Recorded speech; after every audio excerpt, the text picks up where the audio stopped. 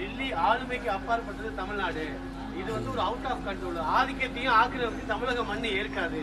நேரடியா வந்து மத்திய உள்துறை அமைச்சருக்கு திரு ஸ்டாலின் வந்து சவால் விட்டுருக்காரு.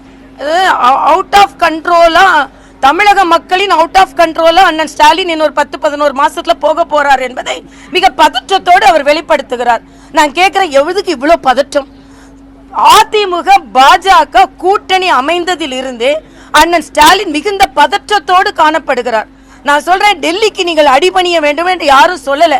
டெல்லிக்கு அடிபணியவில்லை என்றால் இலங்கையில் நம் தமிழர்கள் சுட்டுக் கொல்லப்பட்ட போது அடிபணிந்துதானே நீங்கள் அதை தடுக்காமல் இருந்தீர்கள்.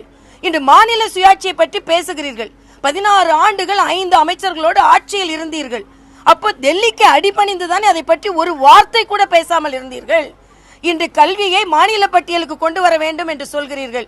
இவ்வளவு ஆண்டு காலம், ஏறக்குறைய 15-16 ஆண்டு காலம் ஆட்சியில் மத்தியில் இருந்து கொண்டு டெல்லிக்கு அடிபணிந்து கொண்டுதானே அதை பற்றி ஒற்றை வார்த்தை பேசாமல் இருந்தீர்கள்.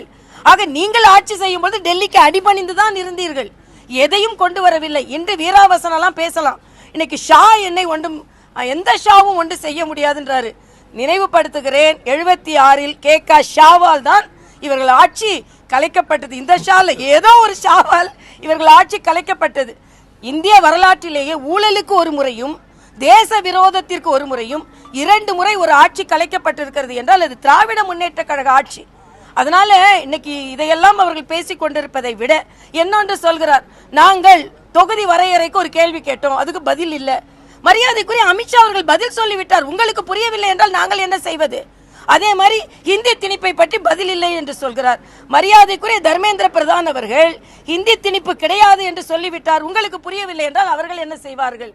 அதனால் புரிந்தும் புரியாதது மாறியும் தெரிந்தும் தெரியாதது மாறியும் ஆக பதற்றத்தில் பதற்றம் இல்லாததை மாறியும் இன்று முதலமைச்சர் அவர்கள் மிகுந்த பதற்றத்தோடு இருக்கிறார்கள்.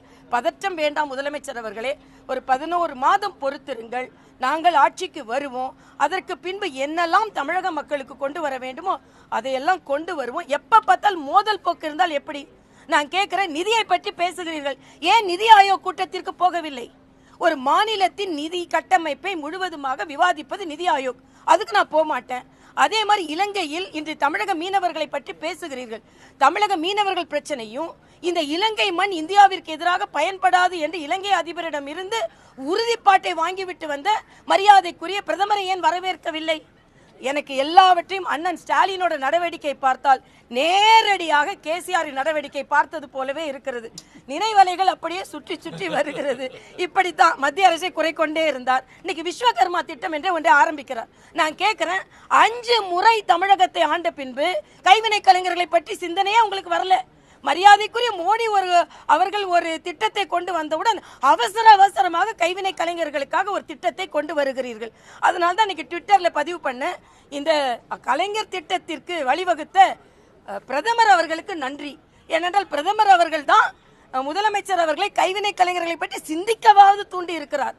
அதனால முதலமைச்சர் பதற்றம் வேண்டாம், அமைதியாக இருங்கள், கவலைப்பட வேண்டாம். உங்கள் கூட்டணிக்குள்ள குழப்பங்களை முதலில் பாருங்கள். பொருந்தாத சந்தர்ப்பவாத கூட்டணியா? நான் சொல்கிறேன், இந்த சந்தர்ப்பத்திற்கு ஏற்ற கூட்டணி. திமுகவை வீட்டிற்கு அனுப்ப வேண்டும் என்ற சந்தர்ப்பத்திற்கு ஏற்ற கூட்டணி. அண்ணன் திருமாவளவன் கொடி கட்ட முடியலன்னு சொல்றாரு. சாம்சங் தொழிலாளர்களை பற்றி தொழிலாளர்கள் பாதுகாப்பல்ல நிலைன்னு கம்யூனிஸ்ட் சொல்கிறார்கள். ஒரு போஸ்டர் ஒட்ட முடியலன்னு காங்கிரஸ் தொண்டர்கள் அழுகிறார்கள். ஒரு துணை முதலமைச்சர் ஒரு போஸ்டர் ஒட்டினதுக்கு உடனே அடக்குமுறையில் கிளிக்க சொல்றீங்க. ஆக உங்கள் கூட்டணியில் தான் இன்று குழப்பமே தவிர நாங்கள் இன்று ஏற்படுத்தி இருக்கின்ற கூட்டணி பலமான கூட்டணி. இன்னும் பல பேர் அதில் சேருவார்கள். அதனால் பலமான கூட்டணியை கொண்டு நாங்கள் 2026 சந்திக்க போகிறோம். அதனால் பதற்றம் வேண்டாம், அமைதியாக இருங்கள் என்று கேட்டுக்கொள்கிறோம். பிளே ஸ்டோர் மற்றும் ஆப் ஸ்டோரில் இருந்து பாலிமர் செயலியை QR கோடு மூலம் பதிவிறக்கம் செய்யுங்கள். செய்திகளை உடனுக்குடன் பெறுங்கள்.